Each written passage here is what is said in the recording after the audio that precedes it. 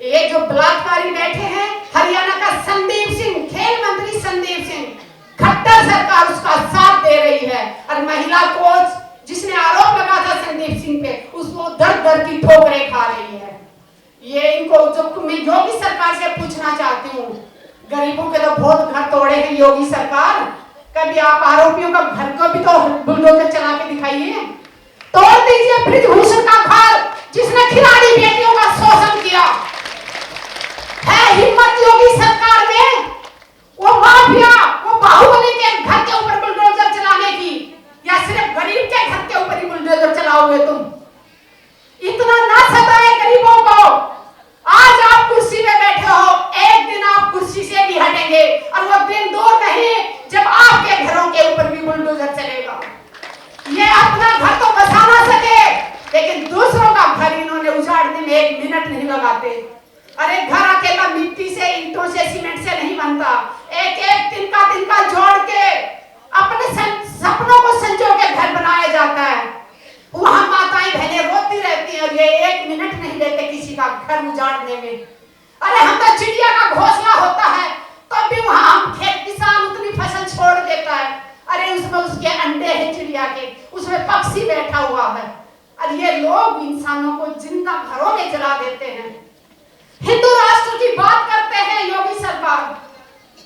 UP के अंदर जब हाथरस के अंदर रात को एक बेटी को मिट्टी का तेल डाल के जलाया जाता है। मैं पूछना चाहती हूँ, हिंदू धर्म में तो सूर्यास्त के बाद कोई दाह संस्कार नहीं होता और ये रात को बेटियों को जलाते हैं। जब कोई बेटी आवाज उठाती है तो ये बलात्कार की धमकी देते हैं, कभी जान से मारने की धमकी देते हैं। और जब थाने में जाके कंप्लेंट हम करते हैं तो 14-14 महीने तक हमारी एफआईआर दर्ज नहीं होती। दिल्ली की राजधानी की बात कर रही हूँ, 2017 में जो केस दर्ज किया था हमने, एफआईआर दर्ज हुई थी, 14 महीने बाद एफआईआर दर्ज हुई और 30,000 कोर्ट में आज भी केस चल रहा है। आज तक नहीं ढूंढ पाए उस इंसान को जिसने मुझे बलात्कार की धमकी दी थी।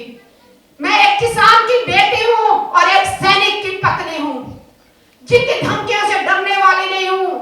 आखिरी सांस तक अन्याय के खिलाफ आवाज उठाती रहूंगी, चाहे देश के किसी भी कोने में अन्याय हो, किसी भी जाति का हो, किसी भी धर्म का हो। क्योंकि किसान जब अन्न उगाता है तो वो ये नहीं कहता कि सिर्फ मेरी जाति के लोग ये खाना खाएंगे। किसान का उगाया हुआ अन्न हर इंसान खाता है, चाहे वो किसी भी जाति से आता हो, किसी भी धर्म से आता हो। वैसे ही देश का सैनिक बॉर्डर पे सीना तान के खड़ा होता है तो वो पूरे देश की रक्षा के लिए वह सीना तान के खड़ा है। वो ये नहीं कहता कि मैं एक ही राज्य की रक्षा करूंगा या मैं जिस धर्म से आता हूं मैं उसी की रक्षा करूंगा। ये जाति धर्म सिर्फ और सिर्फ राजनीति नेताओं ने जहर घोला है। बनाने वाले ने 2 ही जाति बनाए हैं, स्त्री जाति और पुरुष। तो हमने इनकी बातों में नहीं आना है, एकता बनाए रखनी है। जिस दिन जाति का जहर खत्म हो जाएगा उस दिन हमारा देश सच में विकास करेगा। आपस में मिलके रहो मेरे भाई बहनों, मैं हाथ जोड़ के विनती करती हूँ, देश की माताओं से विनती करती हूँ।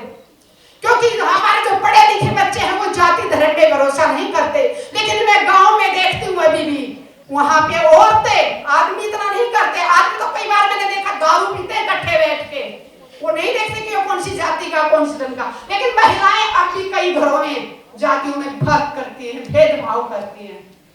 उनसे मैं यही अपील करूंगी, अभी जाग जाओ, अभी भी समय है, नहीं तो वो दिन दूर नहीं जब ये सरकार हमें मातृशक्ति को घरों में कैद करना चाहती है। और अभी हम कैद होने वाले नहीं हैं। अगर आज हम नहीं बोले, आज हम चुप रहे तो आने वाले समय में हम बोलने लायक भी नहीं छोड़ेगी ये सरकार।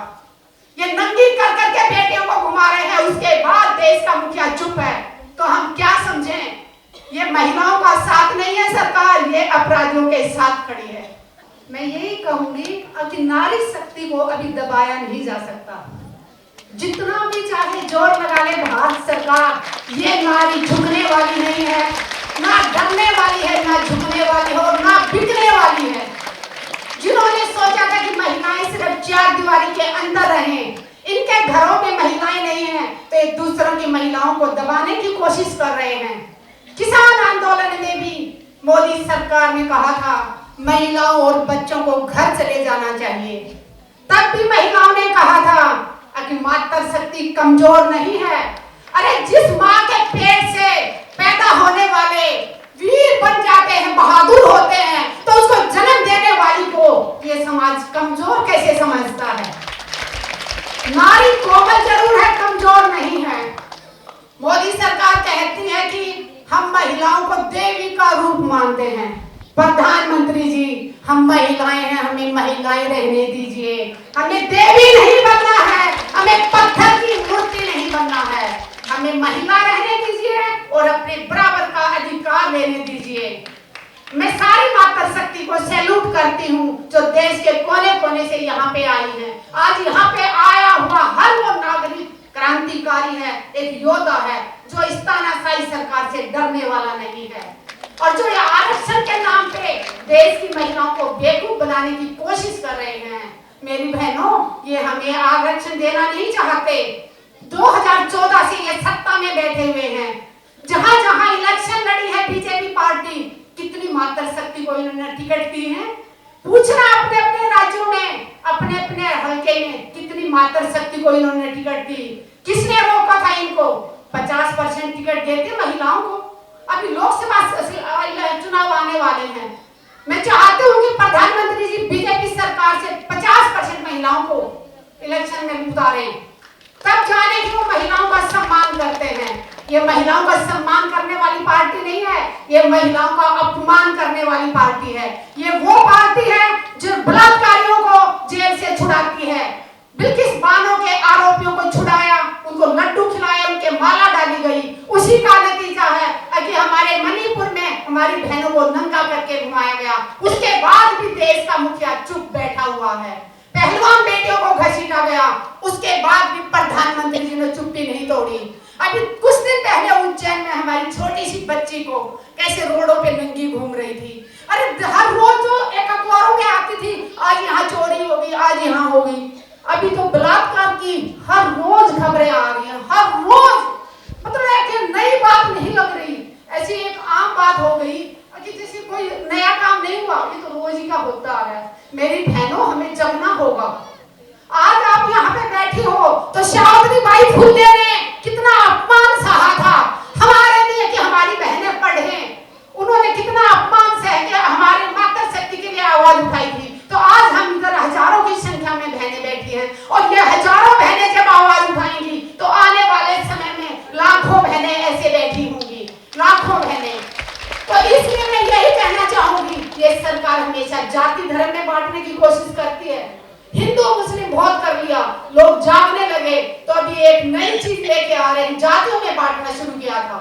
हरियाणा में इन्होंने 36-1 का नारा देके वहां हमारे हरियाणा का सत्यानाश किया था।